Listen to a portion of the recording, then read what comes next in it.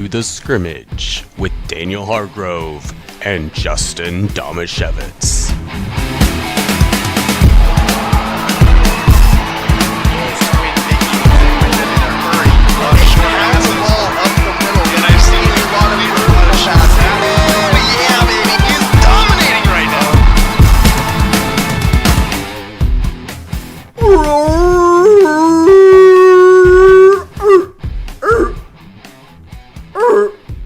Why don't we have any local teams named the Seals? Was that a seal? I thought you were doing like a dog that got run over by a car. Oh, it's really similar sound, I feel like.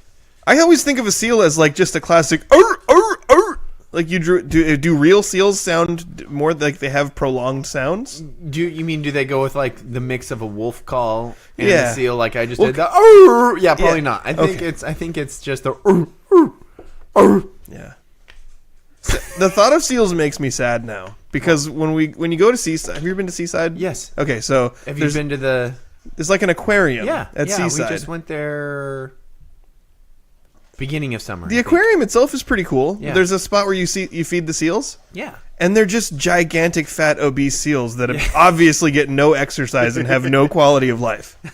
So I look at those seals, and while I should think, this is really cool. We can throw fish to the seals, and they jump up and catch them, and great job. But I just look at, those poor, sad, fat seals. I don't care. Seals eat all the salmon.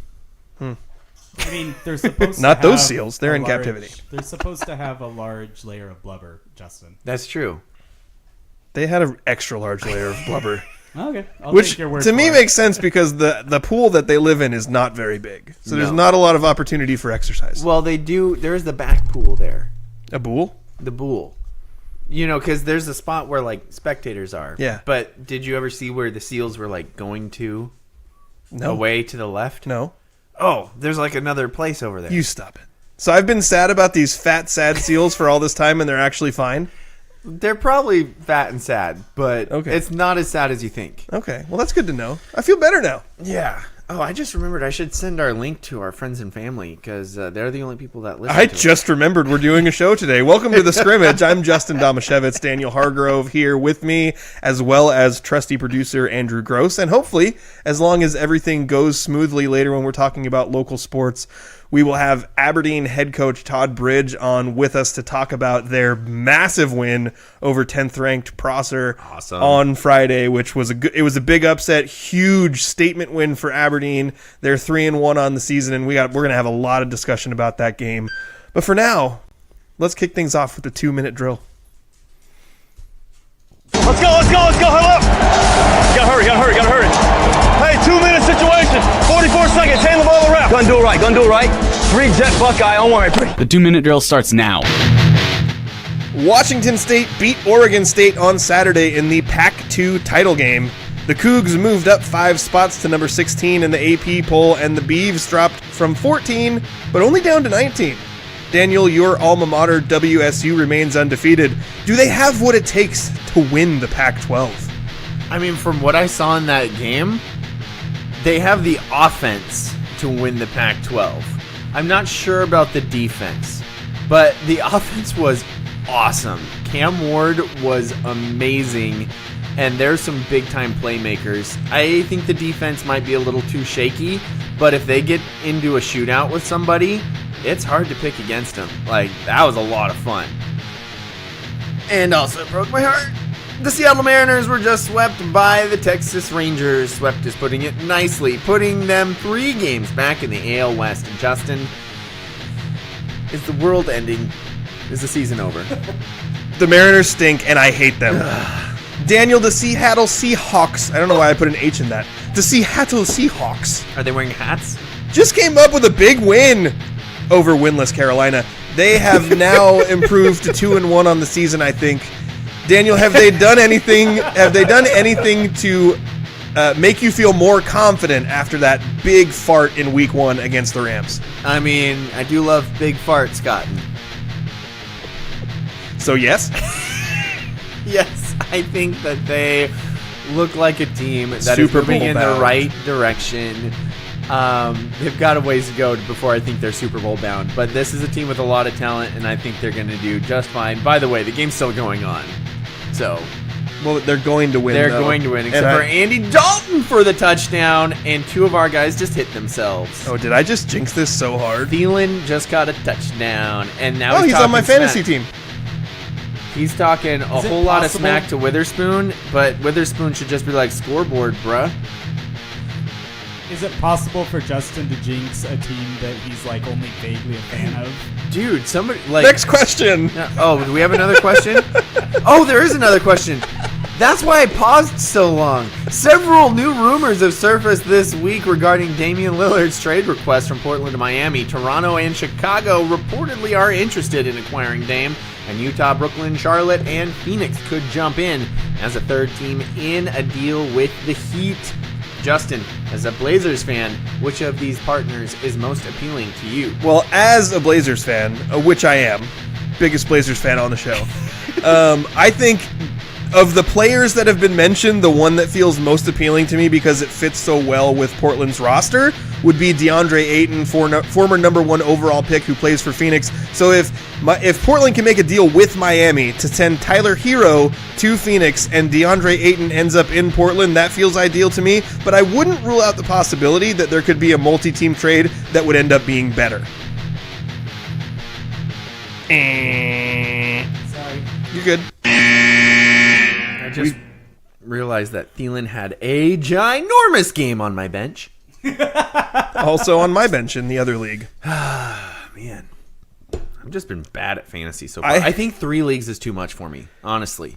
3 leagues, it feels overwhelming, and Yeah. instead of doing some of them well, I'm doing none of them at all. Well, everyone has a different sweet spot, right? And it can change throughout your life. Like when I was a young man and didn't have a lot of other extracurriculars with my kids to worry about, I had 4 fantasy teams, and it was totally manageable and fine. Right. Also, I cared a lot more about NFL football then. Yes. I care a lot less about NFL football now, and I have a lot of other things going on. So, to be honest, 2 teams sometimes feels like a little bit of overload to me. Yeah. But I just really like both of the leagues that I'm in, so I don't want to stop doing it. Yeah, I think... But I have shouldn't- Raheem Mostert and Adam Thielen on one of my benches.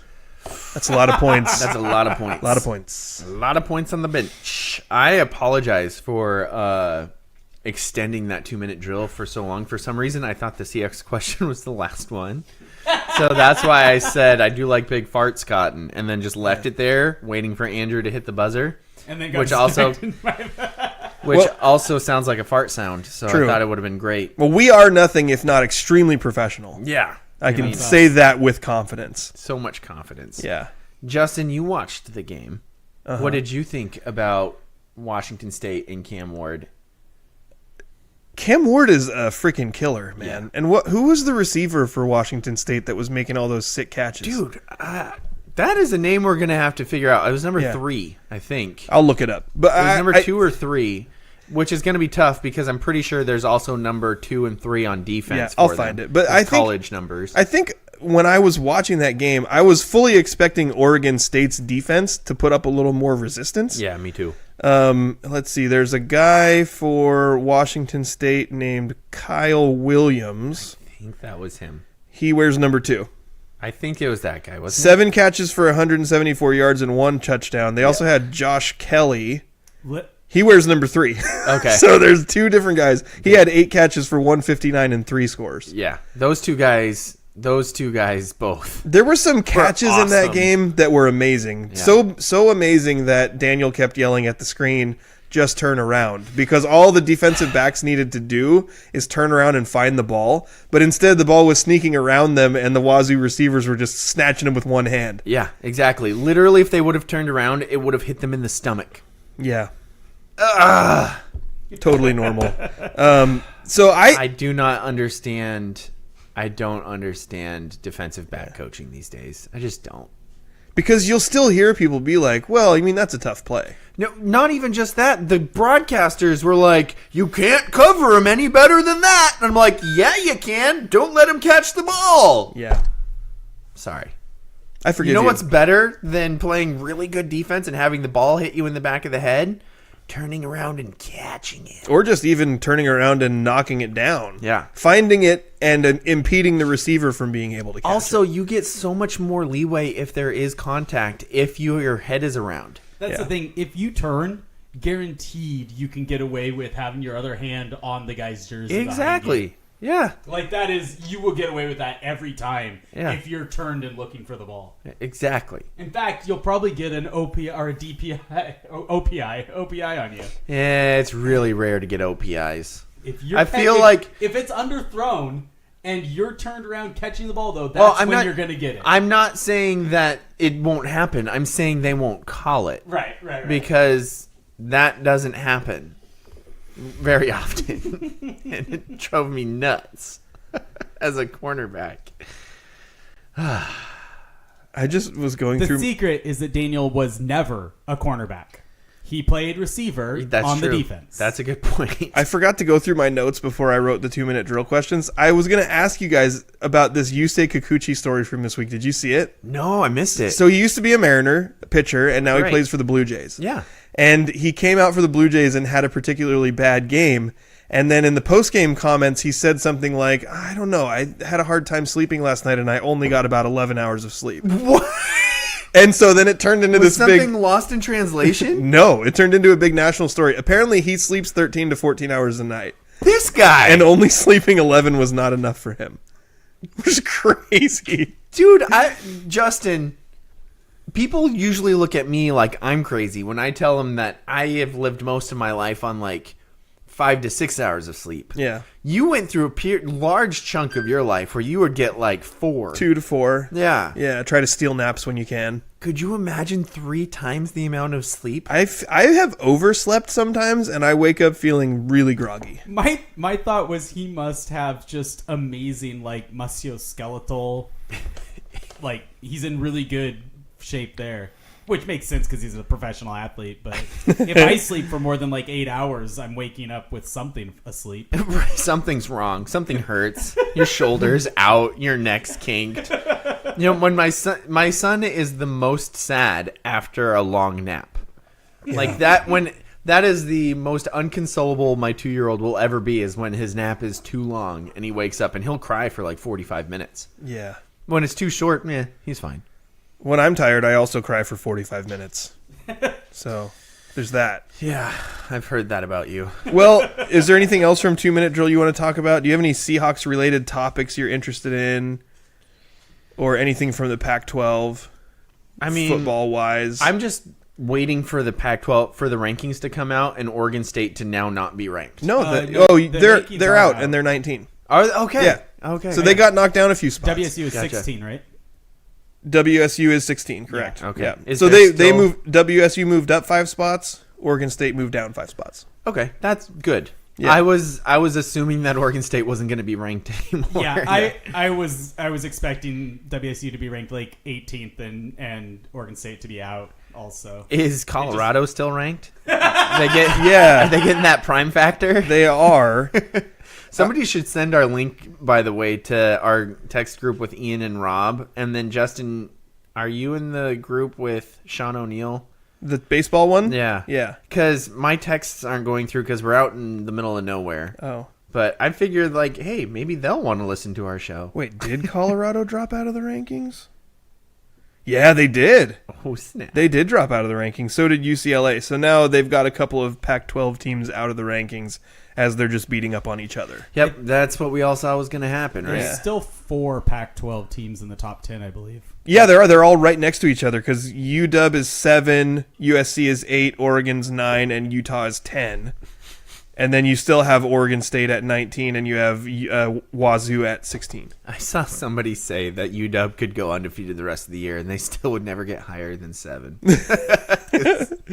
There would be like 3 2-loss teams ahead of them because of that.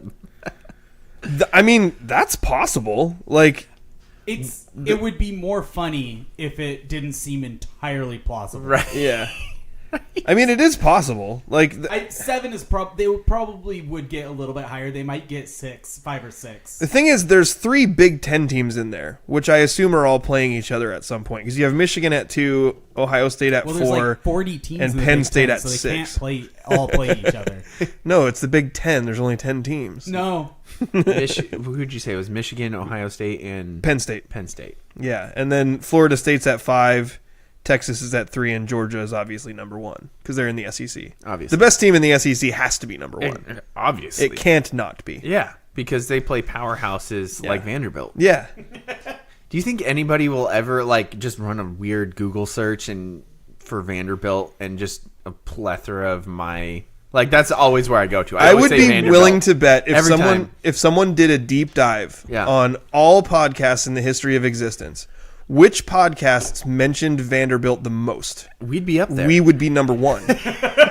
Because you bring up Vanderbilt every time we talk about how the SEC is overrated. The It's AI would get confused and count all your shots you throw at the Vander Yachts as well. Vanderjacht good call. from Linden Christian. There's some really weird pro wrestling commercials going on. We might have to turn that TV off.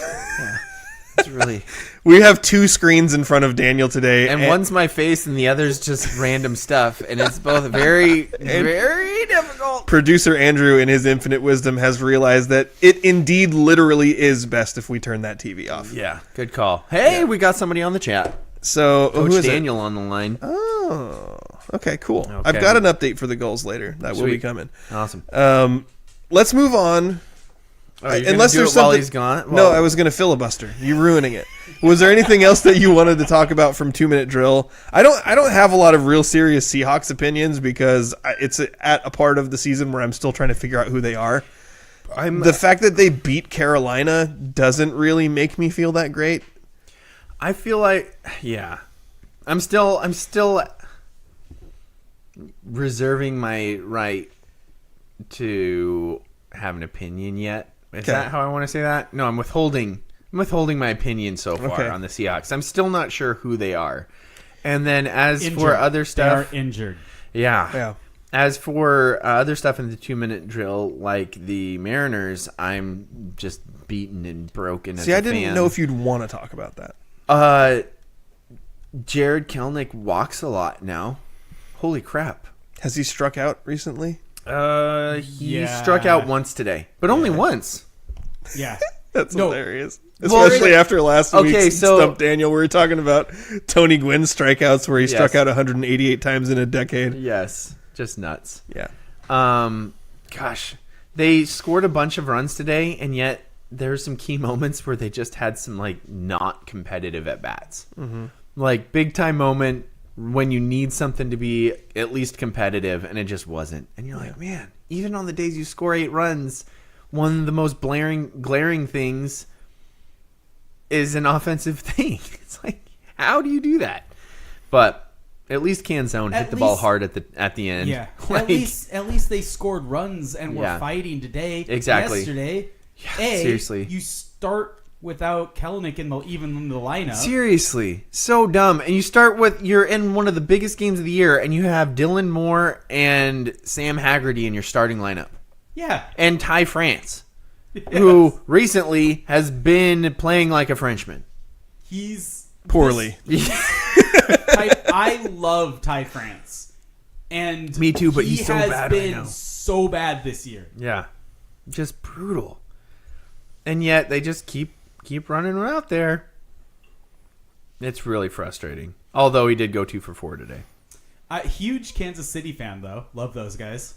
Yeah, thank you, Kansas City, keeping us in it. All right, I think that's all I can muster, because if I start talking more about the Mariners and their prospects, I'm just going to start crying. Well, I'm on board with keeping this segment of the show fairly short because I think we have a very robust local sports roundup, and also we will be talking a lot about some things that happen in high school sports. So without further ado, let's move on to my favorite part of the show. Serving questions up on a silver platter where the points are made up and the rules don't matter. Time for Stump Daniel. Which reminds me, we haven't thanked our sponsors yet. Well, thank you to the sponsor of Stump Daniel, Yes. which is the law office of Jeffrey A. Domashevitz. What's the A stand for? No relation. Also, we have Spivey Realty Group, which is the sponsor of the Spivey Athlete of the Week, which we will get to at the end of the show. I know everyone is waiting with bated breath, but sometimes we literally don't decide who the Athlete of the Week is until we're discussing it. Yes. That happens a lot of weeks. Sorry, but we're going to make you wait. Yes. Daniel, for this week's edition of Stump Daniel, brought to you by the law office of Jeffrey A. Domashevitz, I didn't have, something cool or special or fun. or good Really? or like even You're really upselling me. enjoyable at all. No, nice. So I thought I found a couple of from today's football action, a couple stats that I thought were interesting. Okay. I thought you were going to say lame, but they're weren't. interesting. The way you were, promoting this before, I thought it was just going to be another. They're bad. Oh. So I'm just going to say that. They're not good. This is a bad segment. We should give our sponsor a refund for this segment. Oh, no. But I like money. We'll tell him to talk to Justin. Yeah. Justin who? No relation. So I found a couple stats, and I want to see if you can guess the player that is related to this stat. So Keenan Allen today had a really good game for the Chargers. I think he ended up with 18 catches. Okay. But as part of this performance, he also threw a 40-plus yard touchdown pass on a trick play. Nice. So Keenan Allen became the second player in NFL history to record 10 or more receptions, 100 or more receiving yards, and also throw a 40-yard touchdown pass in a game. Who was the other player to accomplish this feat?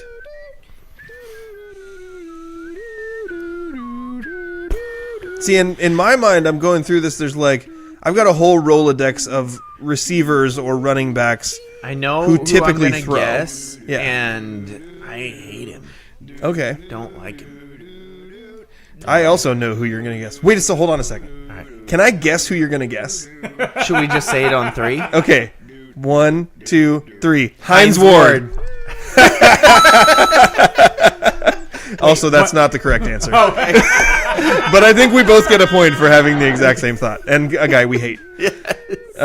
My next thought was like another Steeler because Antoine Randall L. used to also throw a lot of passes. There's also some running backs like Walter Payton threw a lot of passes, but I don't know if he played in an era that they threw it to him enough for him to have 10 catches and 100 yards. What about another Steeler, Cordell Stewart?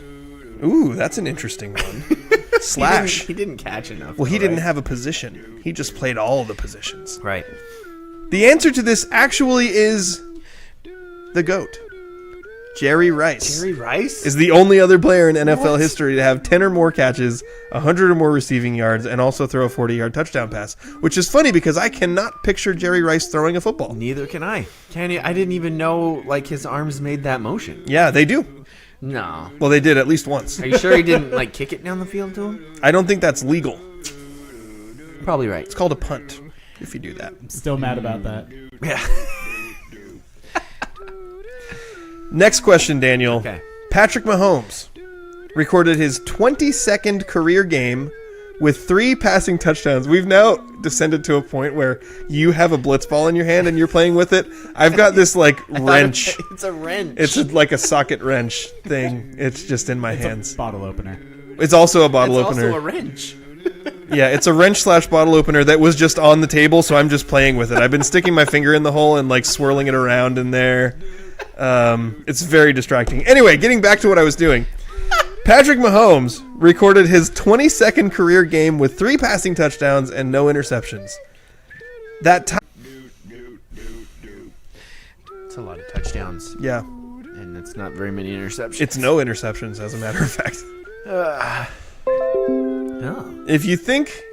Sorry about the dings, people. We are working through some things, trying to improve the show, and part of us being able to bring in guests is that sound has to be on the computer sometimes, and some dings are going to come through. So sorry, not sorry. Daniel, answer the question. Dan Marino.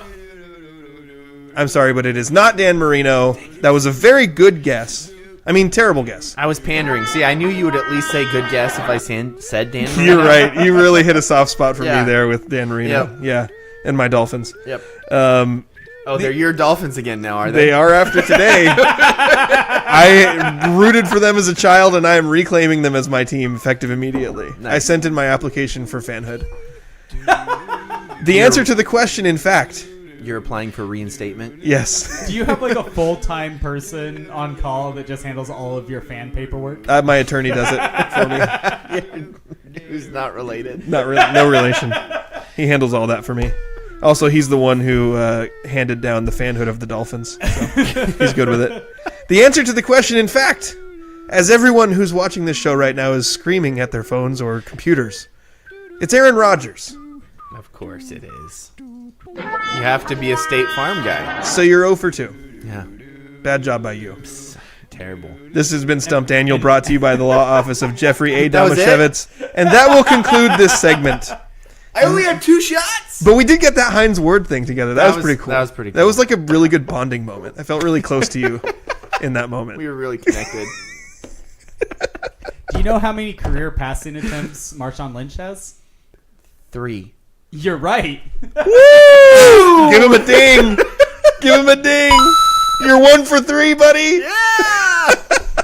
I remembered 1 for sure, so I looked it up to see. I remembered 2 for sure, so I just threw out the 3 to be safe. There you go.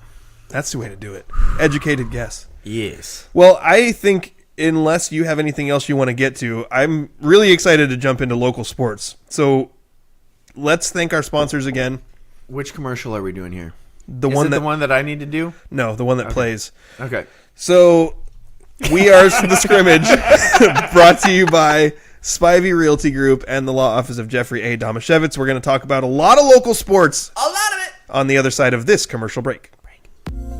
Do you have a legal situation and need someone on your side? Let the law office of Jeffrey A. Damashevitz be your advocate. If you've been the victim of medical malpractice, suffered a personal injury, or need representation with real estate law, small business law, or estate planning, let Jeff Damashevitz put his 29 years of experience to work for you. Call Jeff Damashevitz today at 360-612-3991 or visit damashevitzlaw.com. That's DAMASIEWICZLAW.com.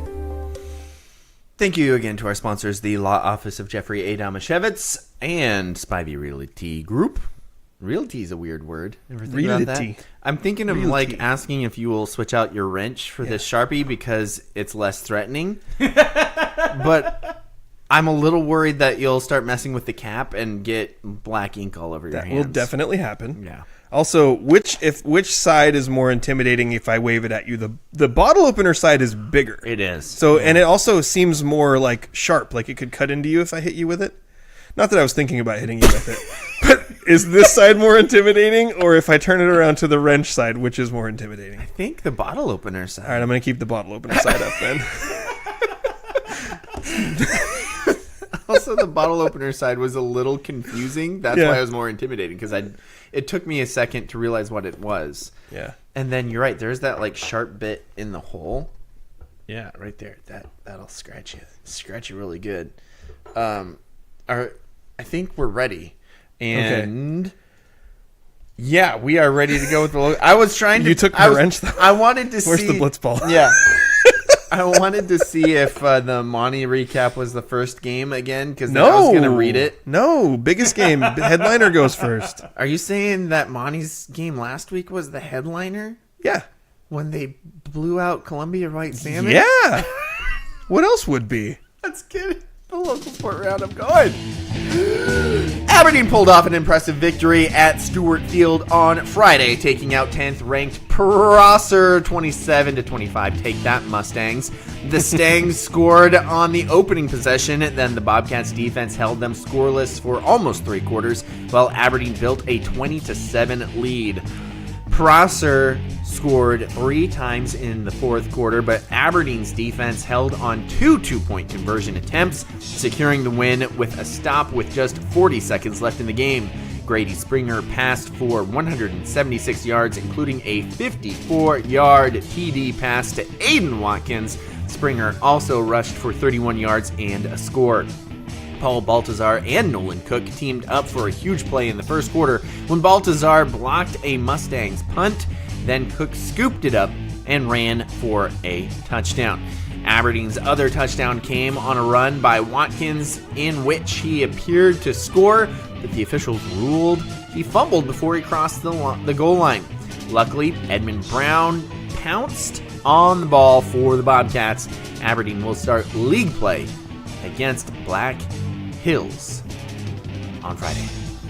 Sticking with football, Elma defended its home turf on Friday against Columbia White Salmon, led by sophomore quarterback Isaac McGaffey. The Eagles won 27-6.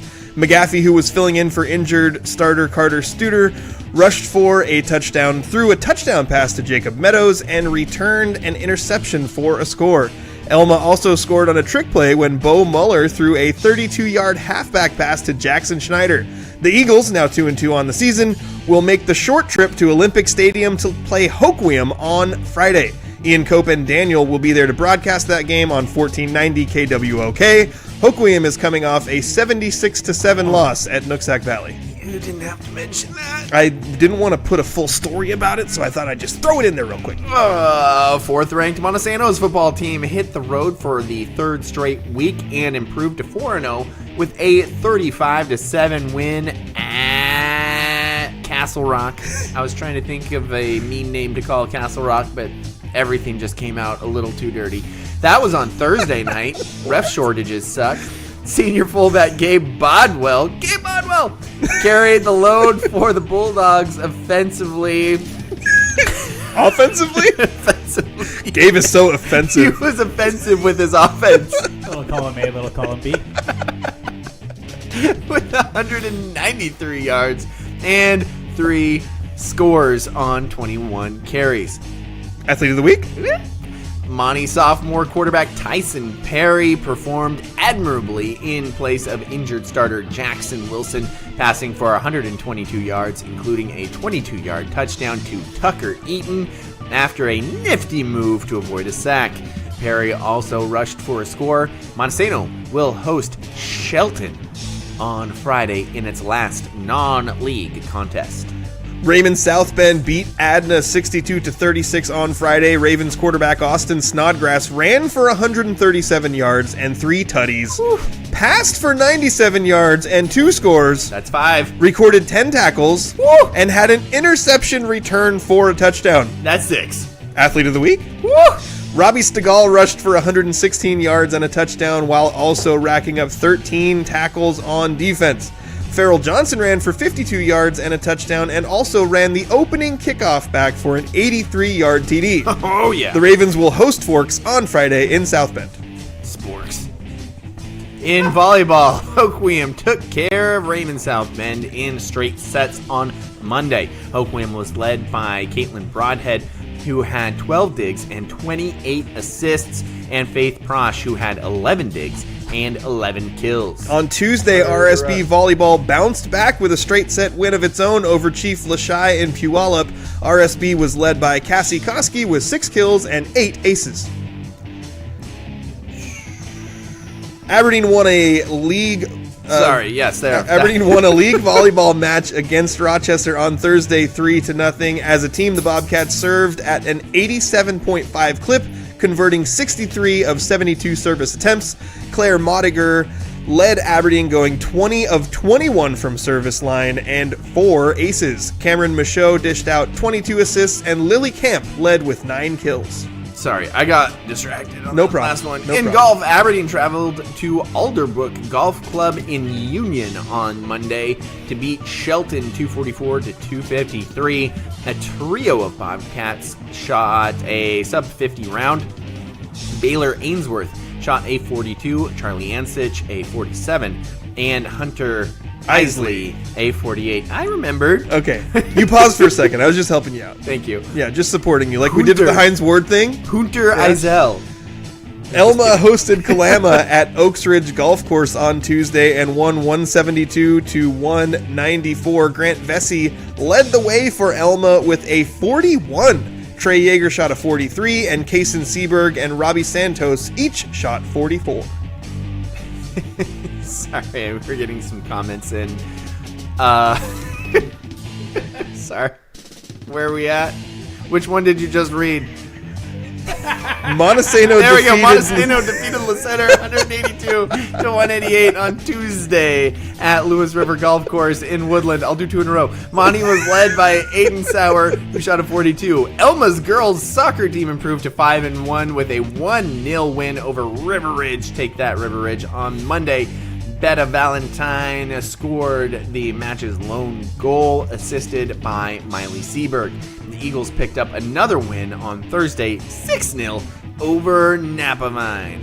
Valentine, which rhymes with Napavine, and Macy Adams Does not. scored...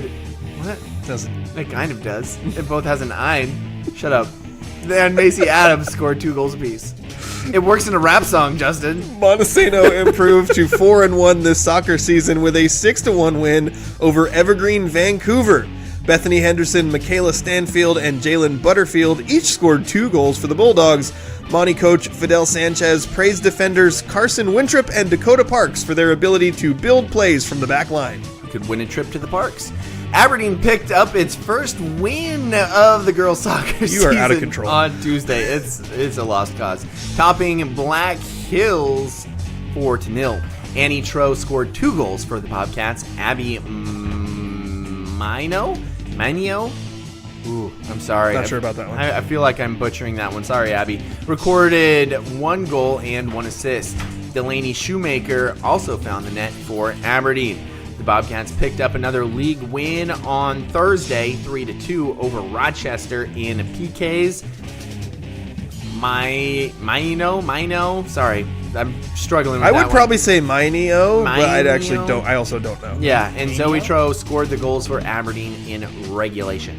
Hoquiam also picked up its first soccer win of the season on Tuesday, beating Ilwaco 5-0. Jemima Perez, we know that name, she's a goal, scored a hat trick for the Grizzlies, and Chloe Dietrichs added 2 goals. Perez and Dietrich also each had 1 assist. Aberdeen won 9 of 12 events in a 128-50 victory over Eatonville in a swim and dive meet on Wednesday at the Grace Harbor YMCA in Hoquiam. The Bobcats got victories from Kira Burns in the 200-yard freestyle, Mia Hood in the 200 individual medley and 100 freestyle, Sailor Heikala in the 100 backstroke and the 1-meter dive, and Ariana Alaves in the 100 butterfly. And that will conclude the local sports roundup. That was a very robust local sports roundup. Am I wrong in saying that the butterfly was just like a torture technique that they turned into an Olympic swim event? Yes. Like, it looks like the worst. Andrew would know. But I really liked Butterfly, but it's incredibly difficult. Like it takes a ton of effort. It's like a maximum effort the whole time, but you feel like you're going the fastest you possibly can go. But you're not, It feels right? like you're flying. But you're not, right? You're basically flying through the water. But aren't Winning you the going butterfly faster? is the swimming version of a tutty in football. Oh gosh, dang it! Now And I Sean said will that never listen only anymore. because Sean commented that he didn't want to hear the word tutty anymore. And the name is pronounced Manio. Mania. That's I think. Thanks, that's Rob. Mexican. Also, Francis texted us and said that comments are turned off on Facebook, on YouTube. Is that just for him? Because Yeah, other we people probably are just commenting. blocked Francis. Like, other people are commenting. Francis, it's you. We have just decided no more comments from Francis, apparently. Also, I didn't do that on purpose. You did it on purpose at some point. Andrew, Probably. Andrew, I hate to be doing production on the fly here. Do we have a link for Zoom, a new one, or? Yeah. Okay, so if you want to send that to me, so here's what we'll do. Francis said swimming is in meters, not yards. Did I mess that up? We're Did gonna I say talk yards? about. We're gonna talk That to. depends on the level of swimming. There's I too much think. happening right now. I'm sorry. don't I remember the apologize. details. Sorry. I was talking, Daniel was talking, Andrew was talking, and then I decided to talk when you were talking. I know. I'm sorry. It's really, we're doing some things, The whole and reason Daniel that- has 2 screens in front of him to distract him. Yeah. And also, I'm trying to do production on the fly while the show's going on, which is not the best look, but we're going to do it today because I want to make sure that we get this going. So what we're going to do is we hope that Aberdeen coach Todd Bridge is going to be able to join us, and we're going to get a link sent to him to join us on the Zoom. And Which hopefully will be better than the Skype. and then as soon as he is ready, he will join us, and we're going to talk about some stuff until that happens. I feel like you calling it the Zoom really sounded like a boomer. Oh, no. Just throwing that one out there. Well, that's a bad job by me. Join me on the Zoom. The Zoom call? Is that better? I think that's better. You could just say join us on Zoom, Not the Zoom? not the Zoom. But you know, I've been saying lots of old people stuff recently, so I'm just gonna. This is not helping with the fact that you're calling me an old person. My phone is not cooperating. Sure. Okay, here we go. Okay, the Zoom link is sent to Coach Bridge, so whenever he can jump on and join us, we will have him come in and join the conversation. Aiden's excited. Oh, what did Aiden say? Aiden said, "Oh, this is gonna be awesome." Okay, good. So we will have Coach Bridge on, and while we're waiting for him, let's talk a little bit about this game. Yes. I didn't get to witness it with my eyes, but I did feel like I did the next best thing. It is the next which best is thing. listen to the voice of Grays Harbor, Ian Cope, call this game on the radio, and I'm telling you, he did a phenomenal job. Really thoroughly enjoyed it. He sucked me in. I was very engaged. I think there was a couple weird things that happened at the beginning of this game. First of all, it's a long trip from Prosser. It's a very long trip from Prosser. Very long trip from and Prosser. then the Prosser football team And I don't care. the Prosser football team hit some traffic on the way there, so they were very late. Good. And I think they didn't get there till like roughly 5:30, and the game was supposed to start at 6, and it delayed, and it got kicked off at 6:15. So I was thinking like, oh, are we going to see bus legs? Is Prosser going to struggle early in the game? But then Prosser came out, and they just drove right down the field and scored a touchdown on the first possession, and I was like, all right, they're okay. Yep. So in my mind, as the number 10 team and the favorite, they no longer have the excuse of bus legs because they proved, hey, we came out right away, even though there was a delay, and we drove right down and scored a touchdown. Exactly. Then things really changed because not only did Aberdeen get a touchdown from Aiden Watkins, they also got a blocked punt by Paul Baltazar, which was picked up by Nolan Cook and run into the end zone. And, you know, anytime you're rooting for an underdog, as I was, you're always thinking like, all right, when's the momentum going to change? Where's going to be the thing that goes wrong? And it really just didn't happen until the fourth quarter. And even then it wasn't catastrophe city. Right. So Aberdeen just kept building on it. You know, they were able to move the ball a little bit on offense, but the big key there was that they essentially went 3 quarters since Prosser scored on the first drive. They basically went almost 3 full quarters without allowing the Mustangs to score again. And while they did that, they built up a 2-score lead. So when the fourth quarter rolls around and the Mustangs score, and then they get within 1 touchdown, and then again, then you're looking at it like, all right, well, here's the point where the momentum's going to turn, and the team that I'm rooting for that's the underdog is not going to win. Because that's what our life is as fans in Washington. And just in general, when you root for underdogs, it kind of goes that way. Yep. But then Aberdeen responded with another touchdown, which, depending on who you ask, was scored by Aiden Watkins or it was recovered by someone else. I'm telling you, shout out Daily World here because Ryan Sparks had a really good video that was pretty much right down the goal line in the newspaper article. Nice. I watched it. Aiden was in the end zone. Like, there was not a question about it. He stretched the ball out. He was in the end zone. After the ball was clearly in the end zone, somebody knocked it out of his hands. Right. And it fell. And it didn't matter because Aberdeen got it anyway. Right. So in my book, I'm counting that. It's not official, but in my book, I'm counting it as a touchdown by Aiden. I like it. So we have Aiden. Aiden's counting it too. There's no question in my All mind cap. he was in. It wasn't even like one of those things where I watched the video and I was like, maybe that was close. No, he clearly stretched the ball over the goal line. Easy. So they get that touchdown, and then I started thinking, man, this is a hill to climb for Prosser to get back in it. Then Prosser figures some things out offensively.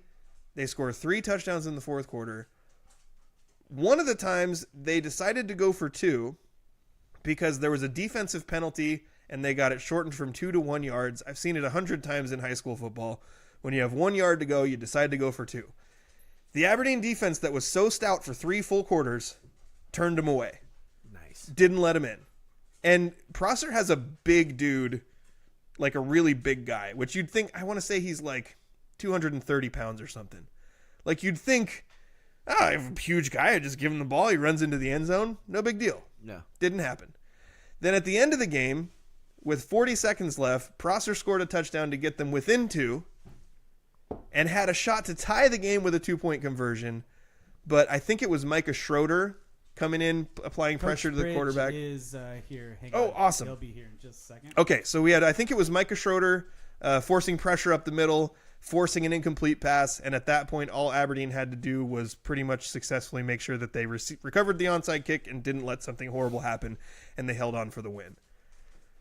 Hey, we have Coach Bridge. We have Coach Bridge. Coach, can you hear us? I can. Can you guys hear me? We can hear you just fine, and we are recording and we're live right now, and so thank you so much for joining us. Absolutely. Turn up my volume a little bit on you guys. Well, wait a second. What's going on here? All right. Can you still hear us? Yeah, I can hear you. I know what it is. Okay. So I've got. Let me see here. Talk. Go ahead and talk now. Okay, testing 1, 2, 3. Can you hear us okay? Nailed it. All right, perfect. All right. Hey, Coach Bridge doing production on the fly just like we did. Exactly. And we've got it all working. So we're very excited to have you on to join us after what's a huge statement victory, not only for this year's team, but really for your program. You know, you can go back quite a ways before you find a victory that has this kind of impact. So can you tell us kind of what you, in your mind, what were the keys to the game and what were the things that you guys did really well to knock off this 10th ranked Prosser team? Number one, things that we did really well. We minimized our mistakes, primarily in the penalty category. Yeah. As is well documented in the previous 3 games, we struggled at. You know what? I'm going to turn off this backlight if that's okay. Yeah, sure thing. Yep. And yeah, what Coach Bridge is going to tell us is about the penalty issues for the Bobcats in the first few games, and they really narrowed it down in this one. Yeah. I think we ended up the night with 4. Previous week we had 16. Wow. Can't blame that on a different officiating crew. That's a different Bobcat team is what it was. And so, the kids did a great job of playing within the confines of the game. It took this Prosser game. There's a little bit of vindictiveness, a little bit of settle the score. Not settle the score is not the right word, but a lot of the boys, they really loved the last year's seniors and those boys that, like you give an example, Marcus Bell, got about halfway through the first quarter and then his football career ended. He was a senior last year. And, we love Marcus, and Marcus is, one of those young men that puts everything out there. He's your typical Aberdeen kind of tough kid. And that was it. His season was done. He had a nasty fracture in his clavicle shoulder area. It's technically not even a clavicle, the injury that he had. So, and it spun him for real. It really put him into a tailspin. He's not the only guy. I remember at halftime, some of these guys look like zombies walking back on the field. They're limping and dragging a leg and stuff like that. And a lot of things worked against us last year. And so the term flip the table came to my mind about Sunday afternoon or something like that. And I preached a sermon on it while they did 100 up downs for their atonement, if you will, for the penalties that they committed. And we coaches, we kind of played judge in that there was actually 120 yards of penalties, but we looked at it and we're going, hey, 2 of those holdings didn't happen. So anyways, we wrote off 10 yards each, and the kids appreciate that, and they know that we're being real with them, to use their terminology. And but they did 100 up downs, and I talked about what the term flip the tables means. So So you felt like this win not even started at the beginning of this week, but really after the game last year, coming in mindset wise, and then setting the table or flipping the tables this week in practice. Yeah, there's games that when you take a look at your schedule, there's certain games that are highlighted, in your mind, and definitely Prosser was a game. And there's nothing. I mean, it's not like we hate those kids or there's a rivalry of any sort. They're actually well coached, very well coached, well behaved. Even after the game last year, they were like, "Hey, sorry you drove 16 hours or whatever it is to have this happen to you." But they're good kids. I mean, they were classy all the way. And we all know. I mean, that there's so many things that could have gone differently, but in that game on Friday night, and I'm not the one that made this up, but they say, whoever they is says, there's 5 plays that could go either way and it changes the outcome. Let's just say Paul Baltazar misses the block punt. Let's just say that Nolan Cook decides to fall on it instead of scoop and score, which I was screaming. I think I actually popped my larynx. Scoop and score, Don't just drop on it, please don't. But the PAT that bounces off the stinking upright. Yeah. Right? I Yeah. mean, oh, ding. Oh, Yeah. it's just doink at Aberdeen Field. There's so many things that could have gone the other way. So, but it worked out for our favor, and we'll take it.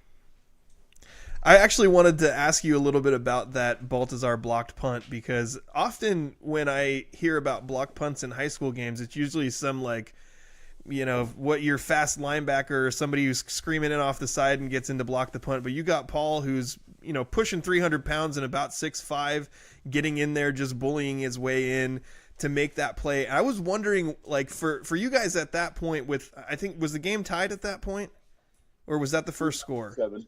Yeah. So what did you think about what that did for momentum? Like, just having a big play like that can really energize your sidelines. Did you feel like it made a huge difference? Turn the world upside down. Yeah. 100%. We would go on to score again, and then we'd go on to score again. So it was 14-7 at halftime, and they're kicking off to us, and Coach Brian Hollitz had a plan at halftime. He and Rob King up there in the booth, former couple Montesano guys, and they have Forks connections and Wazoo connections, but we look past all that. So the Wazoo part. Anyway, yeah. Former Husky here, Todd Bridge, for those who don't know. Yeah. But and it's a you know, he's a Coug. Hollitz is a full on right out of Wazoo. He's a Pullman loving, breathing, eating the cheese Coug all the way. But anyway, no, it was a crazy momentum burn. Now here's an interesting point. There's theories about your punt team. You know, like we like to get our big boys off the field.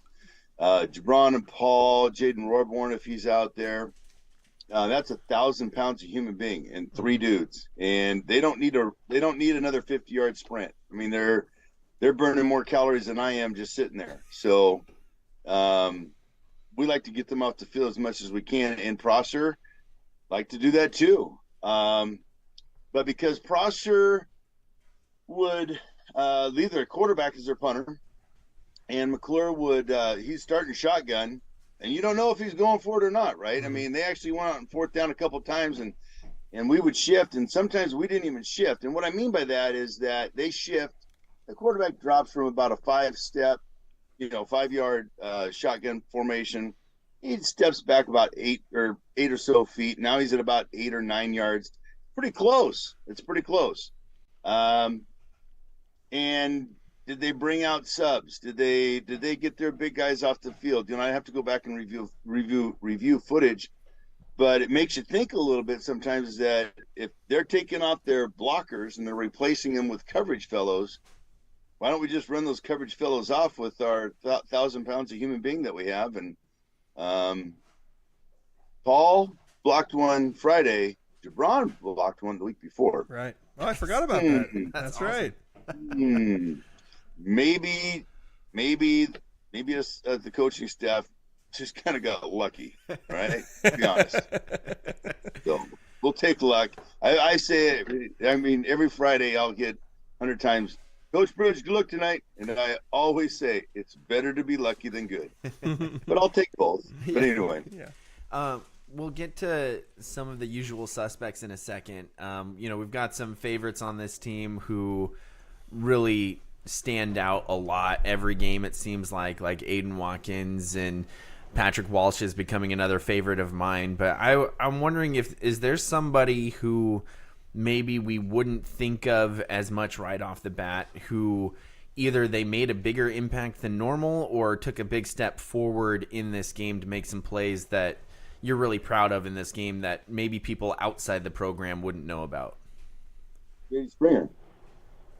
Grady Springer went for 177, 8 out of 10. And you're like, oh, but those are just quick slants, and he's just hitting the guy, and he's only passed. I mean, the ball out of those 8 completions might have spent 55 yards in the air total, and the kids busted. But what that is that's Grady making the right read. So we had a game plan again, I come back to Brian Hollitz and Rob King. They looked at it, and that whole league, maybe Central Washington, Eastern Washington, for all I know, but they play a lot of 7-on-7, and that's kind of their offense is kind of a 7-on-7 derivative. And as a result, everybody wants to get pressure on the quarterback, make him move, because everybody, there's very few quarterbacks out there that when they're running around, if they're mobile at all, number one, that their accuracy stays the same. So make him uncomfortable, get him moving around, throw an errant pass, a couple feet off here. We can tip a ball. We can pick up an interception or something like that. So as a result, they packed the box on us just like they did last year. And just like many teams do, they pack the box on us because we're a run-oriented style of offense. But what that does is it wide open RPO game. RPO game's wide open, and that is designed that if the quarterback has the presence of mind and the cool composure, then the outside backers are never right. They're just never right. So we're gonna run an RPO at you, or we're going to run an RPO away from you. And that outside linebacker, if he steps in, we're thrown over your shoulder. If you step back, we're running up your belly. So that goes fully on Grady Springer. He probably has got about 10 or maybe 11 starting games under his belt. And this is a kid that didn't play quarterback. I think it was his sophomore year, is the first year that he played quarterback. There was other dudes in his class, kids that don't even go to our school anymore, who played that position, and now he's that guy. So I wanted to say, first of all, I'm going to take an opportunity to eat crow here, because you probably don't concern yourself much with our weekly pick'ems. But there's 5 of us who picked, and only 2 of us picked Aberdeen in this Prosser game. I will say the 2 people who picked Aberdeen are sitting here in this room with me right now, Daniel and Andrew. I picked the biggest blowout in favor of Prosser. So if there's imaginary crow here, I'm going to take a chance to just eat it. I was wrong. I'm very. I think I picked 42-14. Yeah. So bad job by me. And I'm so glad that you guys proved me wrong. Well, just let's be honest. They were coming in at 2-1. They didn't physically get the tar kicked out of them, but they got the tables run on them pretty good by a very good 4A Skyline High School. So if you guys actually have money on your bets, you're actually not dumb, right? That's what I would have. If you're like, hey, Bridge, there's $1,000 right on this, like, oh, okay. Right. But I liked our focus all week. It was a different level than it has been. This has just been on it. We've been talking about it all summer long. And I don't know if maybe, kids have been looking past our 3 previous weeks. I don't know how you can look past week 2, but anyway. I don't know if our kids have been looking past the 3 previous weeks just to say, we want that vindictive game. We want to pay these guys back. I mean, Prosser drove. I think Chris Ingvelson said they drove 6 hours and 43 minutes, and then we gave them 3 hours of hell, and they got back in their bus and went 6 hours and 43 minutes back home. And my math's got that at like 16 hours or something without a McDonald's stop. That's not a fun road trip. There's nothing fun about that at all. Honestly, it's an event that can break your team spirit and takes you a while to recover. And those guys play Ellensburg next week. If you guys bet on that game, I know I'm not picking nothing against Prosser, but Ellensburg big, they're physical, and Prosser's looking at losing 2 games in a row. And the Prosser's looking at being 2-5. Ooh. Yeah, but they're good. Don't get me wrong. Hey, that number 2 inside linebacker that they got, McClure's very accurate with his passes. Can't remember the receiver's name. He's number 15. He's a big old dude. I mean, he's as tall as Patrick Walsh, but he's got kind of more of a Paul Balthazar build to him. And but our little sophomores, we got Adonis out there playing at the corner, and every time you see the ball thrown at that guy, I mean, Adonis has got to be giving up 100 pounds to this kid.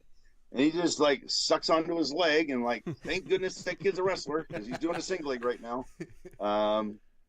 But no, those kids, they played lights out on the edge. No doubt about it. We thought for sure that guy would just take him and phoom, stuff his head down and phoom, scamper off. And we'd be looking at, similar situations what were happening last year. So. Yeah, I did want to ask you about Aiden Watkins too, because I have felt often like Aiden tends to step up and have really solid individual performances against some of the best competition. Going into this game against Prosser, and I already mentioned that they're 10th ranked. They're a perennial power. So this is a team that has been very good for a really long time. And Aiden had an excellent game, scored 2 touchdowns. I'm giving him the one that they didn't give him in the official stats because I watched the video and he was across the line. Right. So Aiden had a great game. So what does it do for you offensively? Like, especially because like you guys have a really good core of talent. You also have a lot of really young people out on the field. You got a lot of sophomores that contribute for you. So what does it do for you to have someone like Aiden with the confidence to step up and regardless of who the opponent is, have big performances? Well, I'm not trying to take anything from Aiden whatsoever. He is very passionate. Well, he's a very passionate person. I love hanging around with him and just shooting the breeze. Outside of the whole football setting and things like that. But quite honestly, I wouldn't say he had a bad performance against Monte. But if you go back to week 1 against Hoquiam, his all-purpose was 211. That's pretty legit. It was a quiet 211 because when you're averaging 25 yards of punt return, right? I mean, that's like, did you say punt return, or did you mean kickoff return? No, punt return. Usually there's dudes in your grill, and he's, dipping and weaving and causing them to miss and look silly. And, I don't think Hoquiam's downfield coverage is that bad. I mean, he just averaged 25 yards of punt return. So, which is a pretty, stupendous number. I haven't take a look at the stat sheets on what his kickoff and punt return was on Friday. But between catching and between receiving and rushing the ball, he's at 137, I think, or something like that. And I'm pretty sure he probably picked up 60 yards of kickoff and punt return. Pretty sure. So that puts him at another 200-yard night. Yeah. I'm very impressed with any kid who's good at punt return because as anybody's tried to just kick a punt coming down or catch a punt coming down without people in your face, that's one thing. But also you got a high punt. If you run up 5 steps, that means you're 5 yards closer to someone trying to take your head off. And yet it seems like he catches the ball on the run half the time heading downhill. And it just shows a fearlessness that not many people have. Years ago, I was actually coaching under a guy named Steve Schultz, and he was a punt return specialist back in college. And he introduced me to this. We just need a gambler. We need an ice in the veins kind of gambler guy that even if it hits the ground or the turf or sod or whatever, is willing to stop that ball from picking up another 8 to 15 yards off the bounce, because that's all about field position. It might be 1st and 10, but it's 1st and 10 at the 12 instead of the 27. And then, you picked up those 15 yards just off a stupid bounce. And if you even return it 8 yards, well, let's do our math. That's a 23-yard field flip. That's 2.5 first downs when you're looking at the math of things. And as they say, every inch counts in the game of football. So he comes in. Quite honestly, I think of all his attributes, if he wants to play at the next level, which he does, I think one of the points that I'm going to put together as a highlight film for him is tell the UPSs and the PLUs of the world that look what this kid can do after he touches the ball, especially on your kickoff and punt return teams. So I guess the next question is, you guys have Black Hills next week. So how do you feel like the momentum from this game? Do you think this makes a big difference going forward? Your league is brutal. You got Tumwater, WF West in there, competitive teams in Rochester and Shelton as well. How do you feel like the momentum from this game helps you guys moving forward? Well, one thing you got to maintain that momentum, and we got to grow up. We have to mature a lot, real quick. We don't have time to sit back and enjoy this, really, quite honestly, for a couple factors. Like you mentioned, this is a really difficult league, and we feel that if you are the number 2 team, or maybe even if you're the number 3 team in our league, if I look back at recent history. I think it's 4 out of the last 10 number 3s have gone down south and beaten the number 2. So wow, those aren't bad odds, considering you're traveling and whatnot. But if you're a number 2 and you're hosting their number 3, it's not a guarantee, but good grief, you better start making plans for the following Saturday because you're probably in the state playoffs. So cracking that glass ceiling against the Tumwaters and the WF West of the world, that's our goal, is to get through that glass ceiling and just, hey, what's it like out here? Look at this fresh air. Oh, but I believe we're pretty sure it's 1998. This is the last time that the Bobcats were in the state playoffs. I kept correcting people in 2019 as, we're in the playoffs. I said, no, this is a play-in. There's a difference between play-in, and I had to repeat that. I'd explain that to so many people. And I'm like, what is up with these guys, man? We're not in the playoffs yet. We got to beat Ridgefield down there in 2019, and that didn't even come close to happening. So, but, the maturity level is a big deal right now, and that's on us, on the coaching staff, to make for sure that, every day we got to get better. And that's just the bottom line. If it doesn't matter if Black Hills is 0-4. They were in the state playoffs last year, and you weren't. So there you go, number 1. Here's another factor. We believe it was 1993 that the last time that a Bobcat team won at Tumwater District Stadium. That's 30 years ago. Wow. We believe. I mean, I don't have a stack of annuals here or archives of the Daily World or anything like that. I surely don't have microfilm, or microfiche film or whatever those things, and I certainly don't have the time to research it. So if you guys got some spare time, I'd appreciate that. That's what I'm selling. I'm saying I'm calling it a quarter of a century since we've won on that field, at that stadium. And I go back to 2019, we probably had a really good chance of beating those guys there, but we, for some reason, did not travel well in 2019. We haven't traveled well until recently, meaning that we get on the road and we just kind of don't play as good as we do in front of our friends. So that's another level of maturity that we've got to grow up, not just as our kids, but as the entire program, that when we get on our buses, we expect to win. This is what it is. We expect to win, even though we're on a bus and we're going somewhere else, and we're listening to our music instead of dinking around the locker room or whatever they do before games nowadays. But that's the maturity level that we've got to do. And so you talk about momentum. Hey, if you got momentum, big challenge is keep it. So, long answer there. Well, no, that's good. All that's been good. This has been a great interview. Lots of good information here.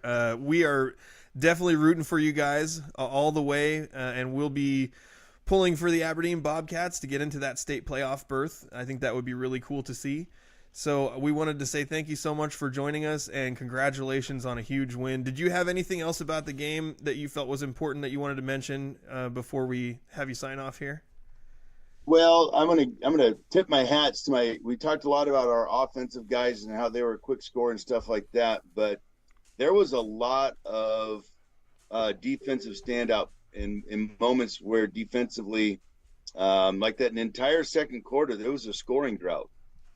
And I put together a scrapbook for the boys, and I just copy paste the Daily World and maybe edit it a little bit, add a little flash here or there, but nothing against Ryan. He does a great job. Man, that guy is worked.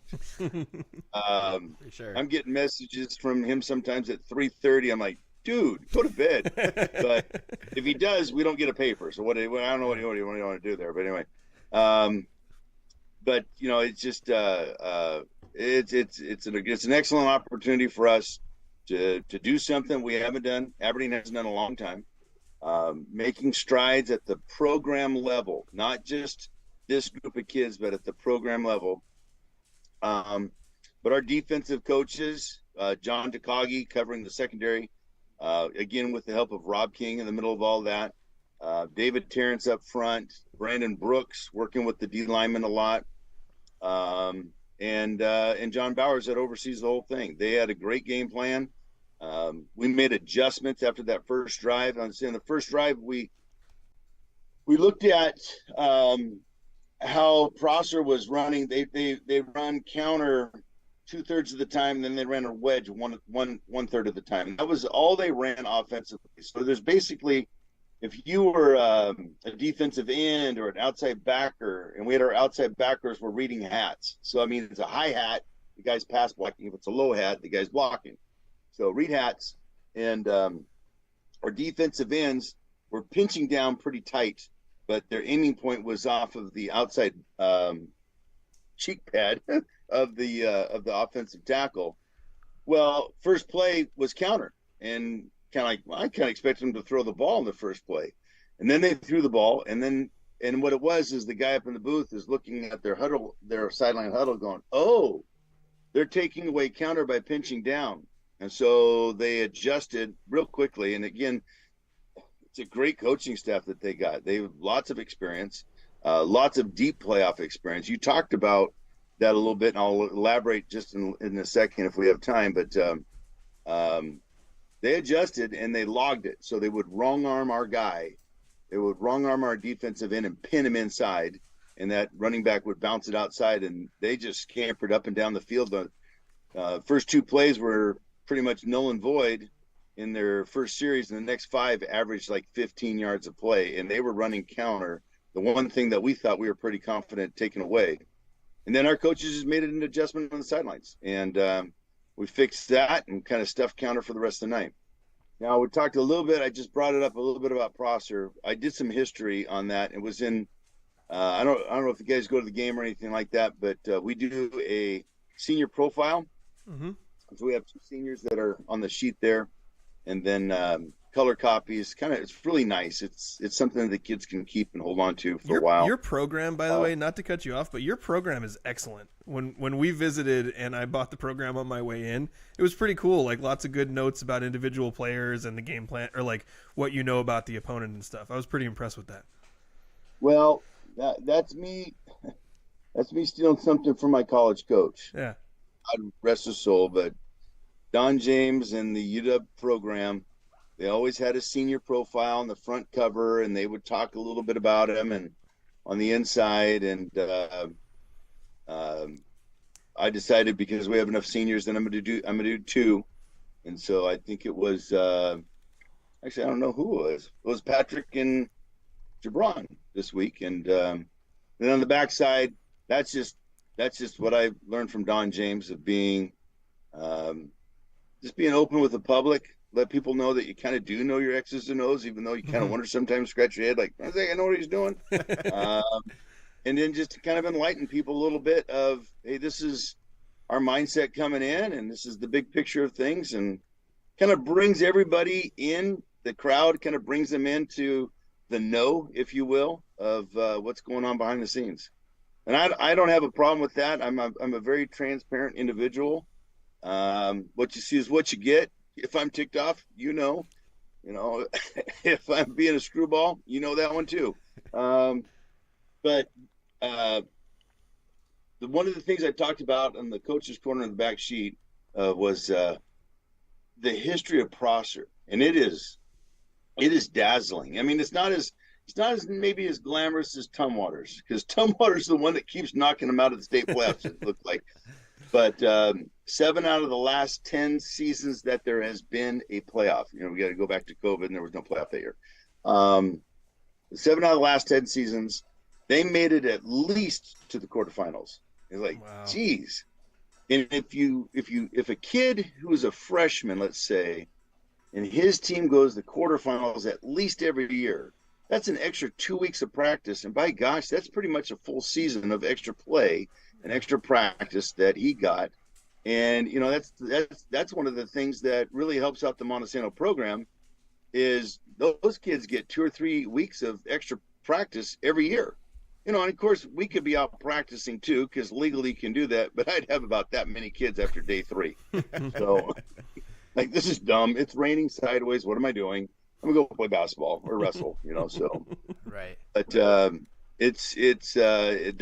one of those things where it's kind of like the have-nots struggle, and those that have keep progressing and makes that gap bigger. And I don't know how to fix it. I don't know if there is a fix. You know, how do you create that parity? You know, like in the NFL draft, they have that parity. The worse you are, higher up in the draft, you get to choose. We don't have anything like that in high school football. So it is what it is, and we just got to deal with it and break through that glass ceiling and take care of business on Friday, and then we'll look at Tumwater, but not until then. One game at a time. All right. Well, hopefully making the state playoffs this year will be the first step towards you guys kind of building that few extra weeks of practice year in and year out. Coach, thank you so much for joining us. Again, this is Todd Bridge, former Washington Husky, I believe Rose Bowl winner, Washington Husky. And well, I've played in 3 of them, only won 2. Okay, well that's pretty good still. Yeah. I mean, you know, It's 2 not out of 3 bad. ain't bad. Yeah. So thank you for joining us so much, Aberdeen head football coach Todd Bridge. We will go ahead and let you sign off here, and best of luck the rest of the way. You bet. Thank you guys for having me on. I appreciate it. Anytime. Thanks, Coach. Bye-bye. All right, I think now would be a great time for a commercial break before we get to the rest of the show, including our Spivey Athlete of the Week. So, Spivey Realty Group's goal is to make buying, selling, investing, and renting real estate in Grace Harbor simple. They believe in 100% transparency and unparalleled communication with local expertise, tech-enhanced, and top-notch service for their friends, neighbors, and community. Their goal is simple: get a group of strong-willed, hardworking people together who want to make a difference in Grace Harbor, and to use real estate as the means of achieving that. Voted Grace Harbor's best real estate company. Find them on Facebook or visit graceharborrealestate.com. Spivey Realty Group, elevating small town real estate. Whew. Thank you again to our sponsors, the Law Office of Jeffrey A. Domashevitz and Spivey Realty Group. And Andrew, I never knew how hard live read commercials were until I had to start doing them a little bit. I should probably record something there. You know, it's up to you. I thought you did great. Thank you. That was great to have Coach Bridge on. Lots of great insights there onto that team. And, you know, we kind of run out of time a little bit because there are so many other kids that I would love to get him talking about. But he's a good interview because he gives you long answers, and that's what you want. But it also means that, oh man, you know, if I'm used to coaches' interviews that are like 5-word answers at the most, but then with those, I'm like, okay, well, tell me about this kid. But this one with Todd, he does a good job of like, oh, that's a question. I'll answer that with a story, and I liked that. It was really nice. Yeah, that was great. Justin, what did you pick up out of that interview about this game that maybe you couldn't have picked up listening to the radio broadcast? Well, I think I really appreciated the fact that he brought up Grady Springer. The passing game of Aberdeen has been something that, even as they started 2-1, has been kind of criticized a little bit. And like where, you know, Todd kind of made the joke, Coach Bridge kind of made the joke that like, oh, you know, I got to show that I know X's and O's because people kind of look at you like, oh, does this guy know what he's doing? And one of the things that probably gets questioned the most is the passing game, and why do you pass, and why do you pass in certain situations. And I think it was kind of magnified in the Centralia game because I believe they went 0 for 8 in the passing game. Yeah. And with the caveat that 2 touchdowns got called back. Right. Yeah, we learned that from Rob. So thanks, Rob Burns, for making sure we knew that. But in this one, it felt like every time they passed the ball, it was the perfect scenario to pass the ball. Like, I think it was, to me, that was a combination of like, hey, you've dialed up the right game plan, and your quarterback also is executing the plays that are in front of him. The pass that Grady made to Aiden on the touchdown, well, yeah, Aiden was open, but that was a touch pass that had to be in the right spot to keep him going in stride, and Grady made a great play. The other thing is, the reason I asked about Baltazar on the blocked punt was, as a lineman, you really don't have a lot of opportunities to grab headlines, right? Right. So, like, offensive line, if you have a great game, your coach might shout you out, but nobody knows. Defensively, you only have a great game if you have a bunch of sacks. Yep. So you got 2 offensive linemen there in Paul Baltazar and Nolan Cook who got to have a huge impact on the game in a way that not only did they make an impressive play with Baltazar blocking the punt, Cook scooping and scoring, not only did that result in 7 points, it also, like, you didn't see this when I asked Coach Bridge that. If you're listening audio only, you couldn't see his hands. He put his hands one above the other and then rotated them so you'd see this was a 180. Like, the momentum change that Baltazar and Cook had created there, really, it was tremendous. Mm-hmm. So I really appreciated the way that he answered that and how much of a difference that made, because that was early. That was in the first quarter that happened, and how much that helped Aberdeen turn the game around. I'm glad we got more insight behind that play, because me hearing it, I'm like, oh, Paul Baltazar's like 6'5". Did he just block it at the line of scrimmage? You know? But no, that was kind of cool to hear more of the background behind it, you know, with how their quarterback was their punter, and so they had to be really careful with that and make sure that, you know, they're not the Oregon State Beavers and have a fake punt run for a first down on them in a big situation. But anyway, I digress. Francis chimed in and said that he was at the last game the Cats beat the T-Birds in Tumwater. He said it was a great game. Parbin, Beck, Meisen, Ladd, Tudor, Gamboa, and Manoa were some of the stars, and I'm pretty sure that's back in the 90s. Francis, you're old. Yeah. All right, so we got 2 more things, I think, in the show sheet before we get to selecting athlete of the week. One's a goals up. 3 actually. One's a goals update. One's talking about Monte's win over Castle Rock, and then I really wanted to do some kind of preview of the Elma Hoquiam game. I know we're going to get to cover it a lot. That's coming up on Friday, and you and Ian are both going to be there. But I want to at least throw out something that we can give people players to watch in that game. Okay. So let's start with a quick goals update, because I got some stuff from Coach Daniel. I don't bring my rosters, because I have a Hoquiam roster from doing one of their games earlier. So just do it all from memory. It'll be fine. I'll do my best. It's not going to work great. So for the goals update, the premier team, the boys U15 team, played to a 1-1 draw, which, if you've been following us, you know these guys are playing in a league that's above the league, that's above the league, that's above the league. Right. So, and actually they've surprised everyone, and even probably themselves and their coaches, by being at the top of the table as of last week. And they played to a 1-1 draw. So playing to a 1-1 draw in this league is actually a really good game. It's Michael Garcia was the one who scored the goal, assisted by JB, and Rigo was the player of the match, with an honorable mention to Yvonne at left back, and he had an injury at some point during the game, but that he played really well before that. For the boys U11 team, they played to a 2-2 draw. Leo got an assist, and Levi got the goal. Troy got an assist on an Alexander goal. Asher Reifenberg was player of the match, because he really stepped up on defense, using great body control. Sorry, I think I might have had a typo in here. Troy Valentine as an honorable mention for coming in as a forward and changing the play of the game and helping get the assist for the goal in the game.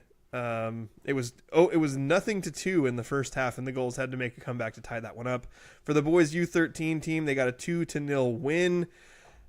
Julian Gio assisted a goal. Julian got the goal. Gio assisted, and then Naldo got a second goal in that one. And the player of the match, I think this might be another typo, but it looks like the player of the match was Zippy. Wait, no, that's a different game. Player of the match, I'm going to go with Naldo. I'm sorry. I wonder if Daniel's still in I'm this struggling stream. here.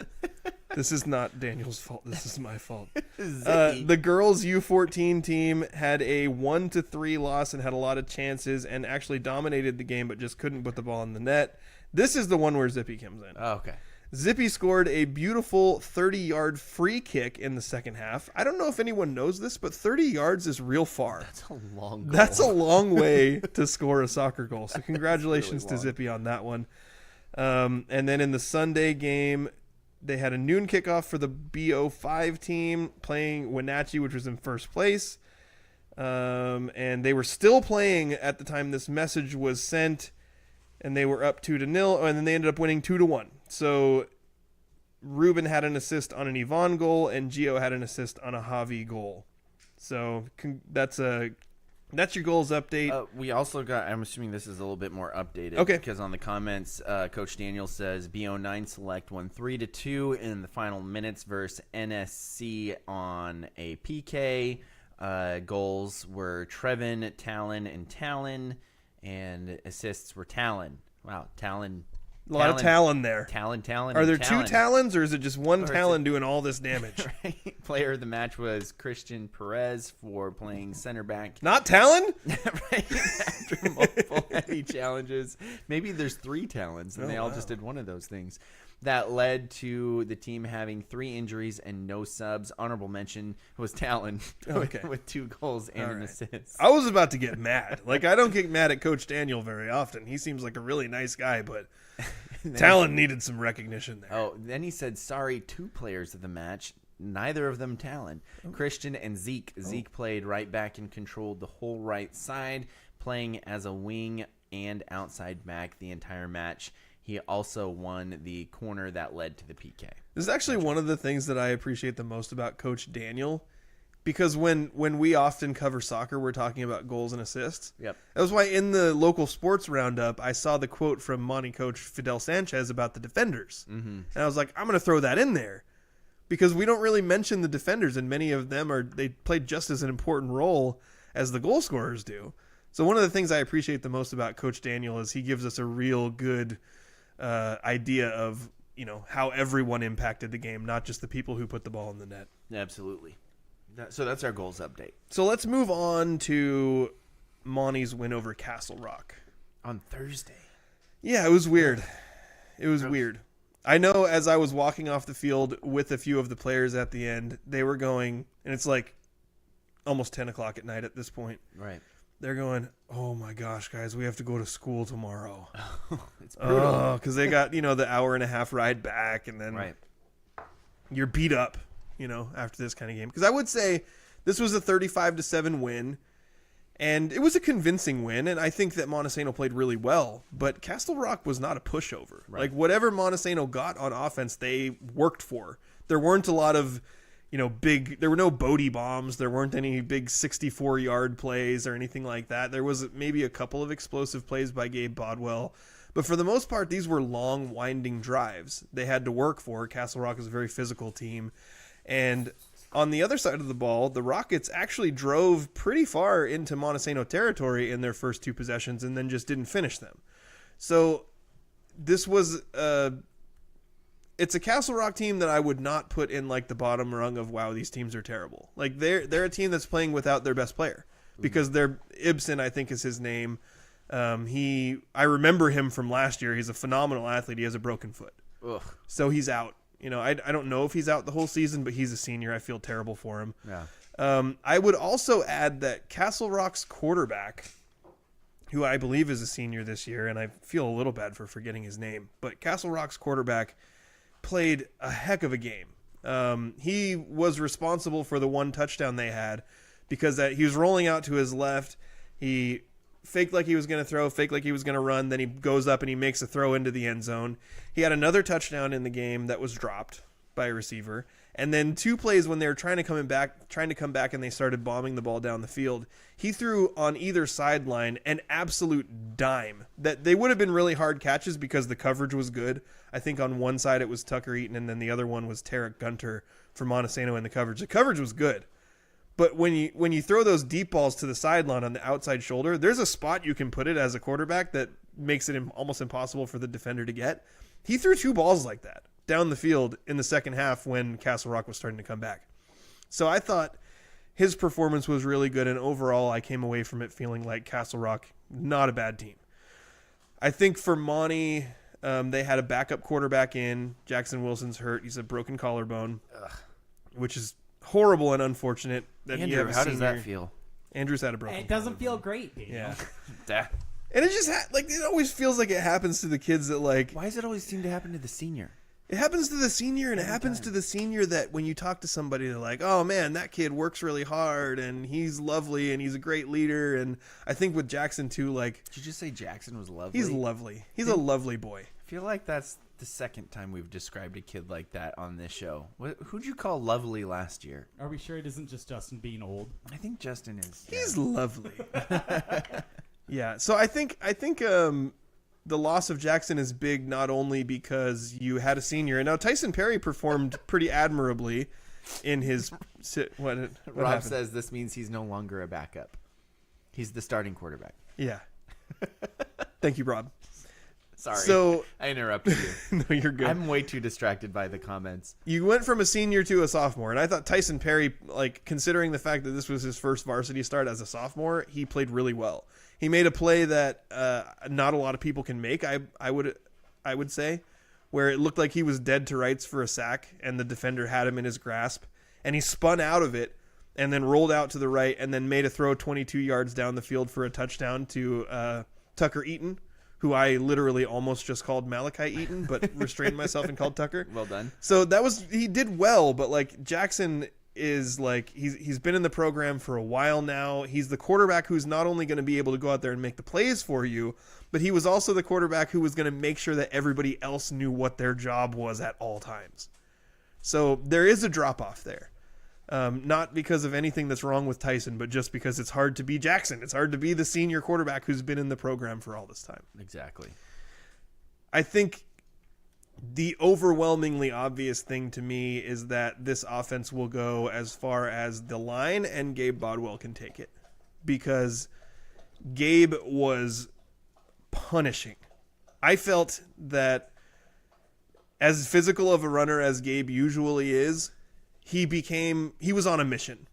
He became additionally more physical. And I know I mentioned last week a little bit that I felt during the Columbia White Salmon win for Monte that Gabe took a lot of bad hits at the end. Like, he played really well. He had a great game. I think 194 yards and 3 touchdowns. But he took hard hits at the end of his runs. And it felt to me like he had decided, I'm going to be the guy who dishes out those hits instead of taking them. And he was taking it to the Castle Rock defenders.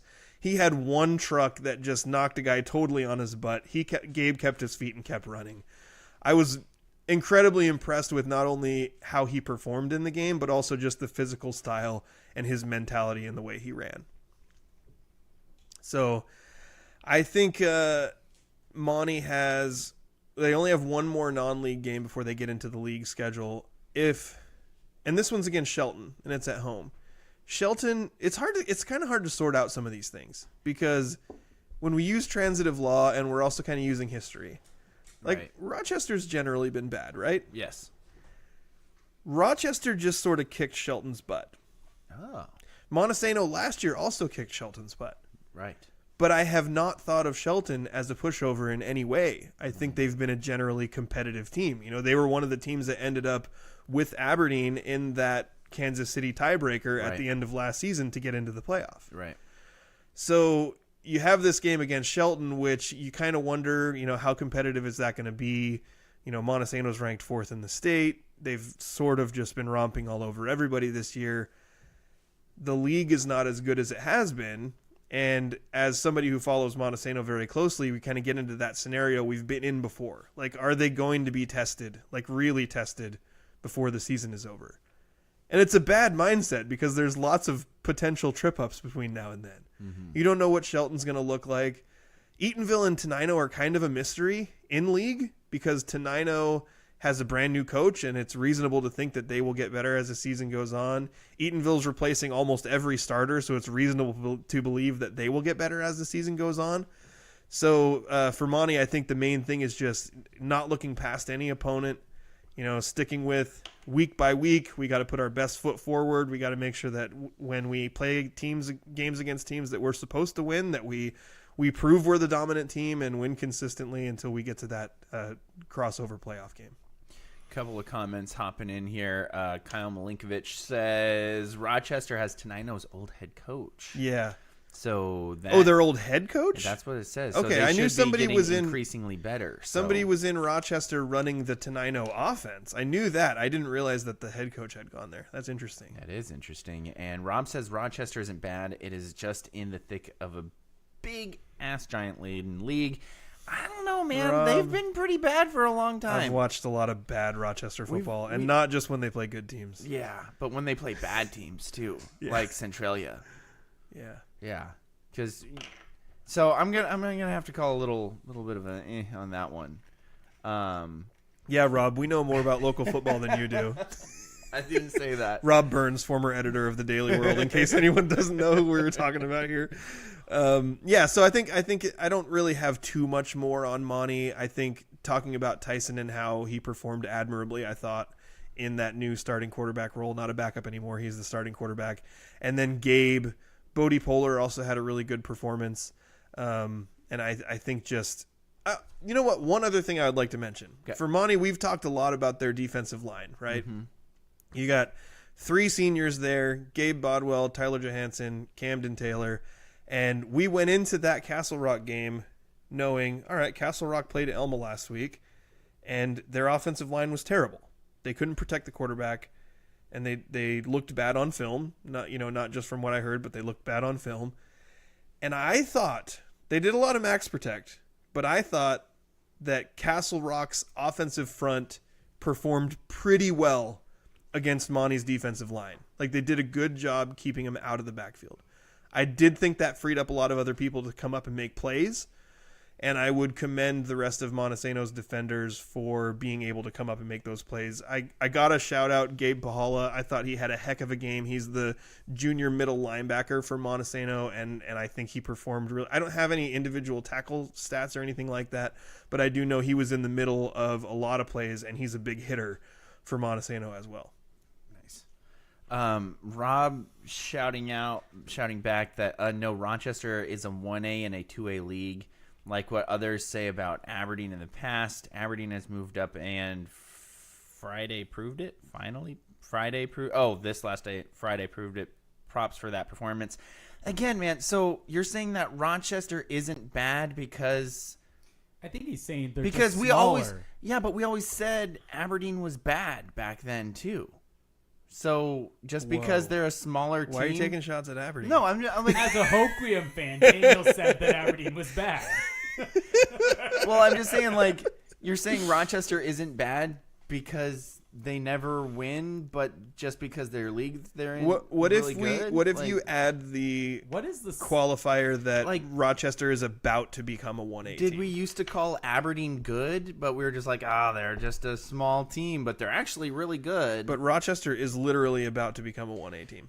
That's true, which is weird because that area is growing. So is everybody living in Tenino, or are they just like everybody's going to Tumwater? Tumwater? There's no way people are choosing Tenino. Like, no way. Over Rochester?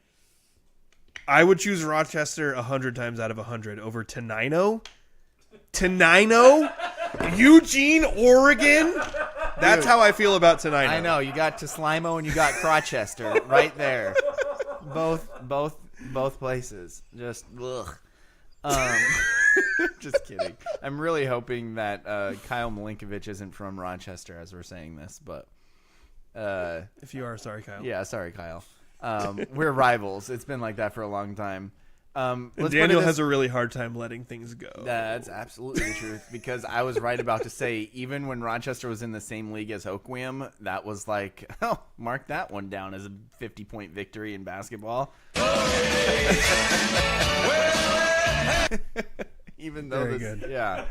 So before we wrap up and go to our Spivey Athlete of the Week, I want to just talk a little bit about what we should expect with the Hoquiam Elma game upcoming, because we had kind of a split opinion on who should be favored in that game. And I think did we get another good He comment? just said yes, glory days. Okay. Yeah. So that'll get us flagged in Russia for some reason. Demonetized in Russia. Dang it. I think that most of the people in our circle were leaning Hoquiam in that game.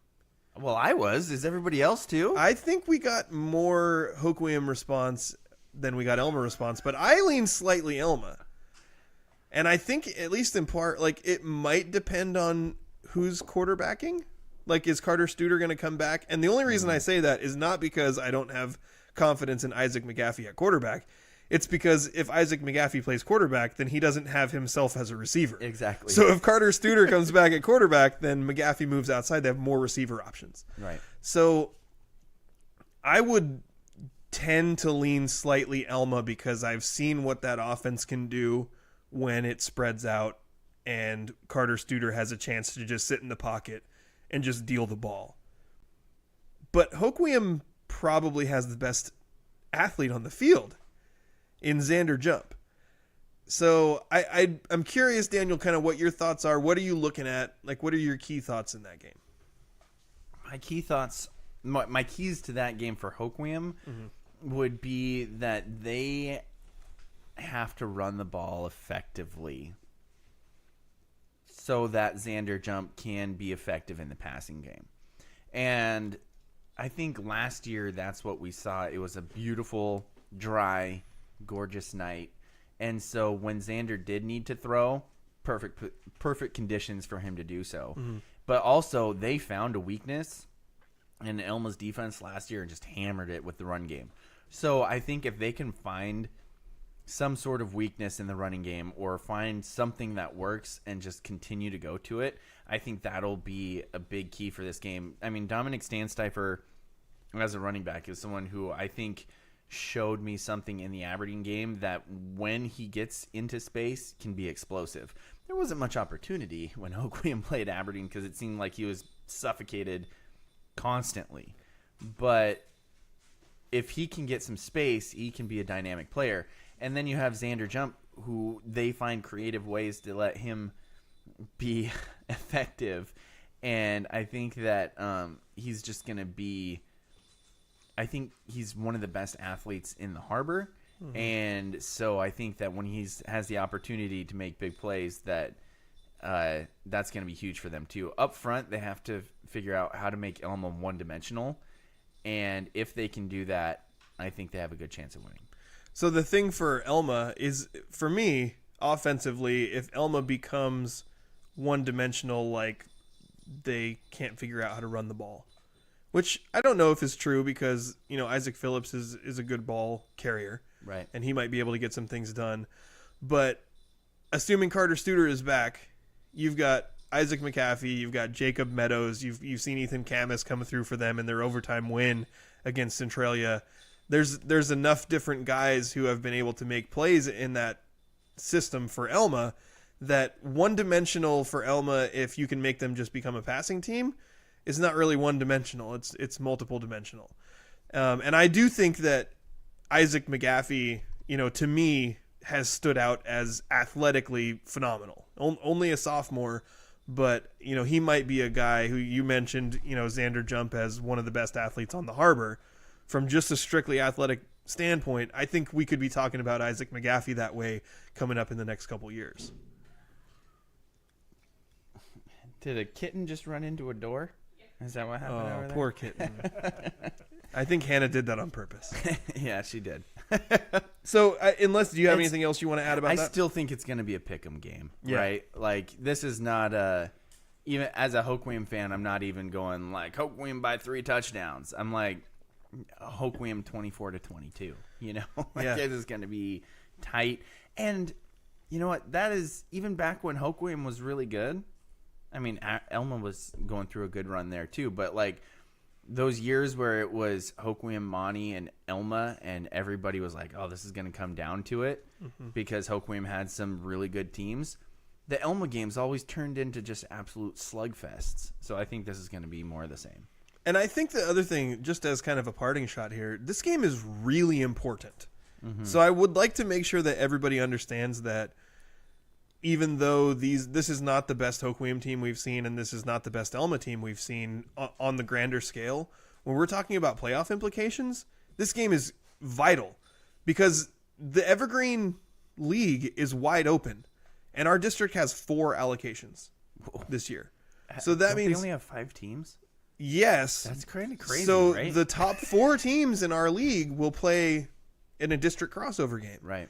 But if you can get the 2, if you could be the second place team, you play a home game in a district crossover against the third place team from the Trico. Yeah. Big time.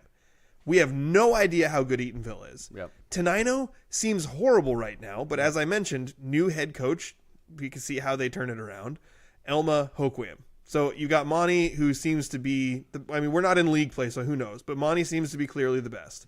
And then we have these other 4 teams that they could fall in any order and none of it would surprise me. Yep. So this game between Hoquiam and Elma is absolutely massive. I absolutely agree. Can't wait for Friday night. Yeah. Should be a good night at Olympic Stadium. And also, weather could come into play, too, because if Elma's wanting to throw the ball all over the yard, a rainy day at Olympic Stadium gets messy in a hurry. That is true. It does. Well, we need to move on to our Spivey Athlete of the Week.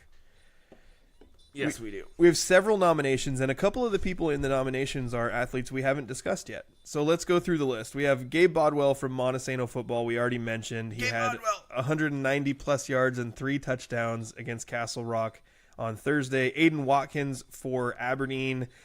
Let me get back up to his stats here. He had a really good game for the Bobcats. Did I put his stats in the rundown? I don't think you did. Oh, he had something like 120. Oh, wait. No, that was Grady's stats. I want to say he had like 120 yards from scrimmage and then like another 50 yards or so on kick Well, returns. Coach Bridge said that he was probably around over 200 all-purpose yards again. I got a message saying he had 177 all-purpose yards, but that didn't include punt returns. So there could have been a little, I don't remember specifically any punt returns, but there could have been some more in there. So Aiden Watkins is one of them as well. 2 touchdowns in that game, and that's the game of the week. So, like, I know this isn't necessarily a rivalry, and you scoffed at me calling things a revenge game when it's just because the team beat you last year. Yeah. But this was not just a revenge game against a team that beat you last year. This is a team that kicked your butt last year, and also one of your key seniors got injured in that game, as Todd Bridge mentioned. Yep. And they're ranked in the state and a perennial power, and you took it to them, and you beat them. Yep. So he gets that escalator there. Great game by Aiden Watkins. Austin Snodgrass Yeah. for Raymond South Bend football, which one of these days we're going to have to watch a game. Like last year when PWV and RSB played, a couple of us made it to most of that game. Yep. And got to – I really want to do that because, like, I'm just tied up during – football days because I've got a kid that's a senior playing for Montesano. Exactly. I need to see these guys play, but he had a bonkers stat line. Austin Snodgrass for RSB he's a quarterback, rushed for 137 yards and 3 touchdowns, passed for 97 and 2 more touchdowns, recorded 10 tackles, and had an interception return for a touchdown. Yeah, that's just nuts. Pretty crazy. Isaac McGaffey of Elma football we mentioned as well. He had a passing touchdown, a rushing touchdown, and a pick 6. Nice. So 3 touchdowns for them in that win. Here's one I haven't mentioned yet, and this is a nomination that we received. Bristol Toll for Acosta Soccer. Oh, I think I've heard about this girl. This is an interesting one because Bristol, the first thing I noticed when I look at it is, okay, she had the first 4 games of Acosta's season, she averaged a hat trick. So she scored 12 goals over 4 games. What? And if you trust Max Preps, which I'm not sure if I do because it's a site run by robots. Is it really? She was the leading goal scorer in the entire state across all classifications. Whoa. At that point. She had 12 goals. Nobody else had that. Okay. She's in 8th grade. Of course she is. So got a Cameron Freeman situation. Carson Freeman. Carson. Cameron. Yeah. Kelly. Curly. Karen. Larry Curly. Yeah. Is Mo. Freeman? Did I hear that Freeman moved to Adna? I have heard that as well. Oh, I hope that's not true. I'm pretty sure it's true. Oh, that stinks. Yeah. So Bristol Toll of Acosta Soccer Right. for the start to the season. There have been a couple more games since then, and I don't exactly know what happened, but it looked like they got shut out in both of those games from what I could tell. Okay. But over the stretch of the first 4 games of the season, this 8th grader playing varsity against people that are 4 years older than her came out and averaged a hat trick over the first 4 games of the season. That's nuts. Just totally bonkers. So love Bristol it. Toll in there as well. Jane Roloff Still running. of Hoquiam Cross Country won this cross country meet at Seaside, which I have been told she's the first Hoquiam Grizzly ever to finish first at the Seaside tournament. I bet that's a big meet. It's big. I bet that's a huge one. It's also called like the hard meet or something. Like it's difficult. Gotcha. And I saw a picture of Jane running across the finish line, and she was all dirty. Like mud everywhere. Oh, no. And I was like, why is Jane all muddy? Then I saw another picture in that same post. They run through puddles of mud. Like at one point, she's like the mud is over her ankles. That's crazy. So Rob that's says why she was muddy. It's called the hard course. The hard course. Yes. Thank you, Rob. The hard course at Seaside. So Jane Roloff being the first Grizzly ever to come in first place at the hard course at Seaside, which we assume is a really big meet, and also gross outside and wet. And Jane had to be really uncomfortable as she was running. But when she crossed the finish line, she had a huge smile on her face. Because she won.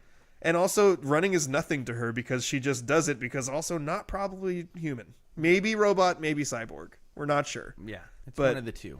There's something there that like she runs too much that a human couldn't handle it. Exactly. So Jane Roloff also a nominee. And then one final nominee was Tiggy.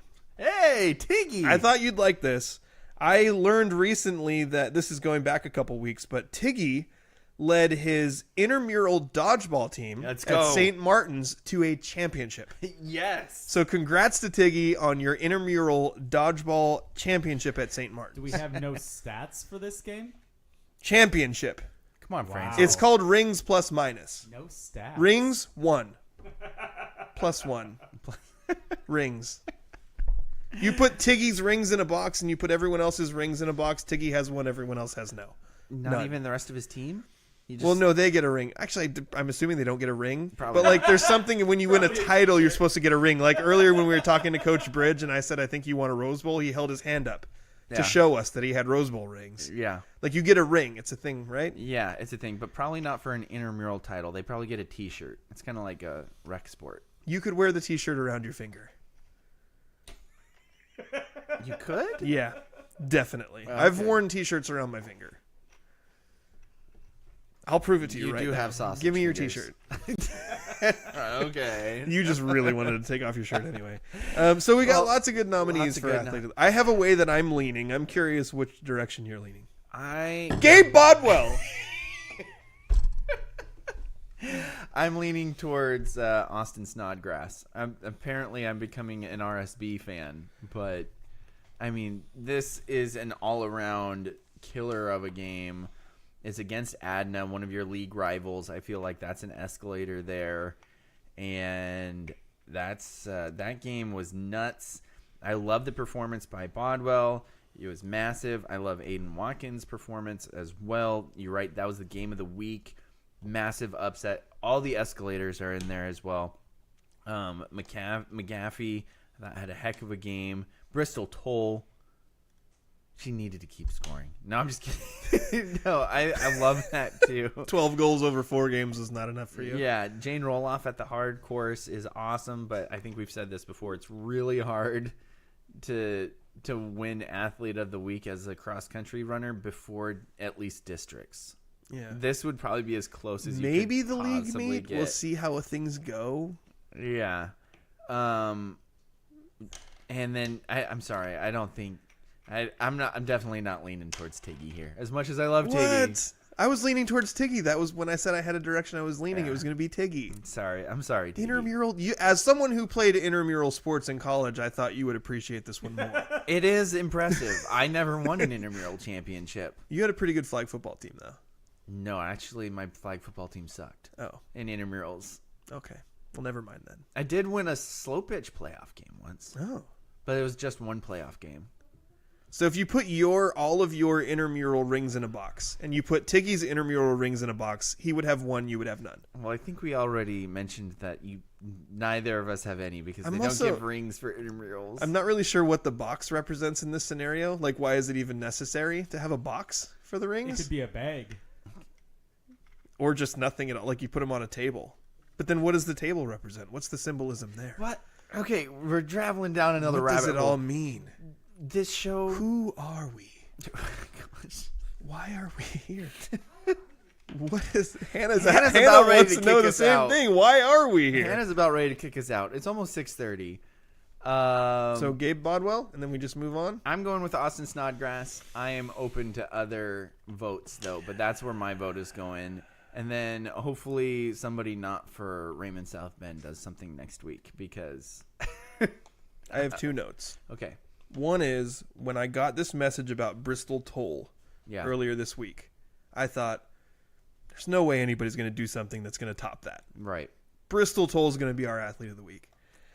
And then, just as always happens, like, all these stupid kids just do all this awesome stuff. Exactly. What like, the heck? could most of you take a break from doing great things for a week? Just 1 week. Because that's what we're asking. As I was listening to the Aberdeen football game, I was like, oh man, athlete of the week's gotta come from this game. Right. They just beat Prosser, and Aiden Watkins had a great game. Right. And then I'm thinking back to literally the night before when I watched Gabe Bodwell trucking over a whole bunch of dudes and being the guy on offense for the 4th-ranked team in the state.